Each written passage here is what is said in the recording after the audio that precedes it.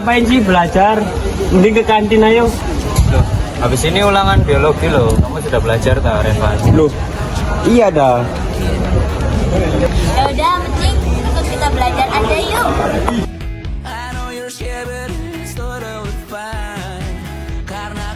Nah, jadi seleksi alam adalah suatu proses di mana individu-individu bertahan hidup dengan lingkungan.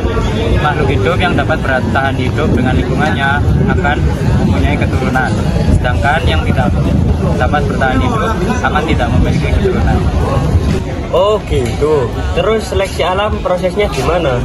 Nah, pertama ada seleksi alam secara alami. Seleksi alam alami ini pemilihan yang dilakukan oleh alam untuk memilih makhluk hidup yang dapat terus bertahan hidup dan tidak dapat terus bertahan hidup. Makhluk hidup yang terus dapat bertahan hidup, dia akan hidup. Sedangkan makhluk hidup yang tidak dapat bertahan hidup, dia akan mati. Nah, contoh peristiwanya yaitu seleksi alam yang terjadi di Inggris tentang Gangat Houston Betularia. Gangat Houston Betularia terdapat dua macam, yaitu warna cerah dan gelap. Sebelum terjadi evolusi industri di Inggris, jumlah populasi ngengat warna cerah lebih banyak daripada ngengat yang warnanya gelap. Nah, sebelum revolusi industri di Inggris, lingkungan, pohon, dan bunga-bunga berwarna cerah sehingga ngengat berwarna cerah lebih adaptif dengan lingkungannya dan tidak terlihat oleh predator atau mangsanya. Oke, karena itu ngengat warna cerah jumlahnya banyak. Ya.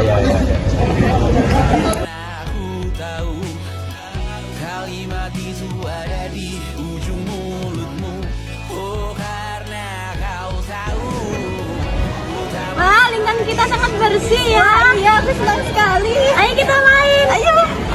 Namun sebaliknya, ngengat berwarna gelap mudah terlihat oleh mangsanya sehingga semakin lama jumlahnya semakin berkurang karena seleksi alam.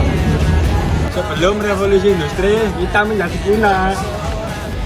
Saat sesudah revolusi industri, lingkungan pohon dan bunga-bunga tertutupi oleh jelaga sehingga berwarna gelap.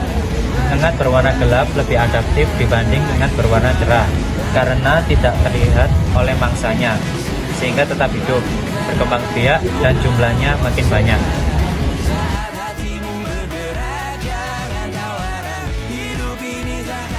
Setelah revolusi industri, lingkungan menjadi gelap. Kami bebas berkeliaran. Namun sebaliknya, ngengat berwarna cerah lebih mudah terlihat mangsa. Oleh karena itu, jumlahnya semakin berkurang oleh seleksi alam. Oh tidak, karena adanya revolusi industri, populasi kita jadi berkurang.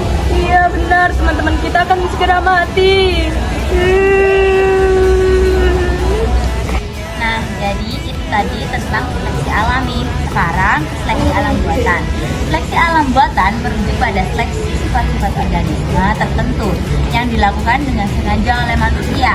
Contohnya ada di tanaman sawi liar yang akan menghasilkan brokoli, kembang kol, kubis. Wah, kok bisa ya satu tanaman bisa jadi banyak jenis seperti itu? Itu karena adanya proses domestika. Proses domestika itu kayak evolusi buatan yang dilakukan manusia. Dulu para petani memilih tanaman sawi liar dengan sifat-sifat tertentu yang diinginkan. Kami sawi liar. Kami akan mengembangkan beberapa tanaman dengan sifat yang kami miliki. Hai, saya petani. Di sini saya akan membantu sawi liar untuk membantu mengembangkan berbagai macam sayuran. Yang pertama, saya akan membantu sawi liar untuk mengembangkannya menjadi sayur kol. Halo, saya sayur kembang kol. Saya dikembangkan dari kuncup bunga yang lebih padat dan berwarna putih. Yang kedua, ada brokoli. Aku brokoli. Aku dikembangkan dari kuncup bunga yang lebih besar. Nah, ada kubis. Hai, aku kubis. Saya berasal dari daun yang lebih besar dan rapat. Wah, menarik juga ya. Iya dong, manusia mengarahkan evolusi tanaman ini sesuai kebutuhan mereka.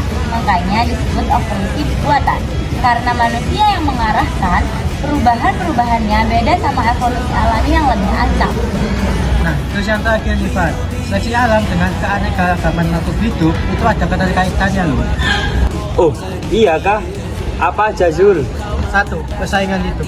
Persaingan hidup ini akan mendorong terjadinya persebaran makhluk hidup seperti fauna. Fauna yang mampu bersaing dan memperebutkan bahan makanan, maka dia akan bertahan hidup. Sehingga yang tidak mampu bersaing, maka dia akan bermigrasi ke tempat lain. 2.